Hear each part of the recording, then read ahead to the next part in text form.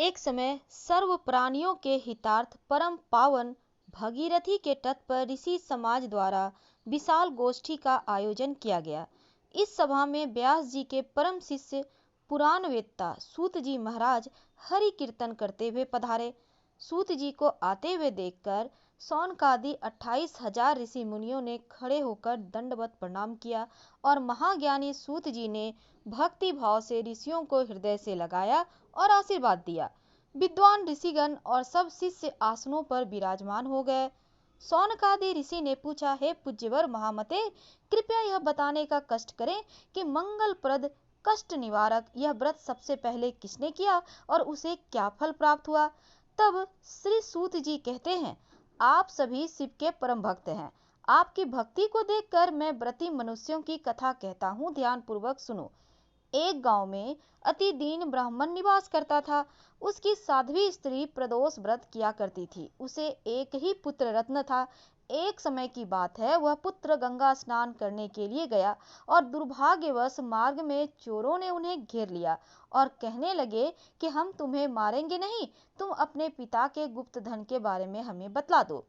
बालक दीन भाव से कहने लगा, बंधुओं, हम अत्यंत दुखीहीन हैं, हमारे पास धन कहाँ है। तब चोरों ने कहा कि तेरी इस पोटली में क्या बंधा है। बालक ने निसंकोच कहा, मेरी माँ ने मेरे लिए रोटियां दी है।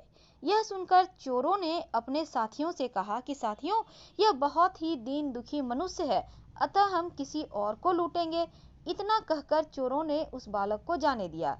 बालक वहां से चलते हुए एक नगर में पहुंचा। नगर के पास एक बरगद का पेड़ था।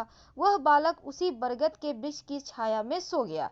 उसी समय उस नगर के सिपाही चोरों को खोजते हुए उस बरगद के वृक्ष के पास पहुंच गए और बालक को चोर समझकर बंदी बना लिया। अब राजा के पास ले गए। राजा ने उसे कारावास में बंद करने का आदेश दिया।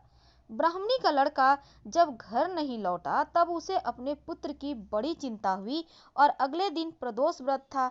ब्राह्मणी ने प्रदोष व्रत किया। भगवान शंकर से मन ही मन अपने पुत्र की कुशलता की प्रार्थना करने लगी। भगवान शंकर ने उस ब्राह्मणी की प्रार्थना स्वीकार कर ली और उसी रात भगवान शंकर ने उस राजा को स्वप्न में आदेश दिया कि वह बालक चोर नहीं है, उसे प्रातःकाल छोड़ दें, अन्यथा सारा राज्य वैभव नष्ट हो जाएगा। प्रातःकाल राजा ने शिवजी की आज्ञा अनुसार उस बालक को कारावास से मुक्त कर दिया। बालक ने अपनी सारी कहानी राजा को सुनाई। सारा वृतांत सुनकर राजा ने अपने सिपाहियों को उस बालक के घर भेज दिया और उसके माता पिता को राज दरबार में बुलाया। उसके माता पिता बहुत ही भयभीत थे। राजा ने उन्हें भयभीत देखकर कहा कि आप भयभीत मत होइए, आपका बालक निर्दोष है।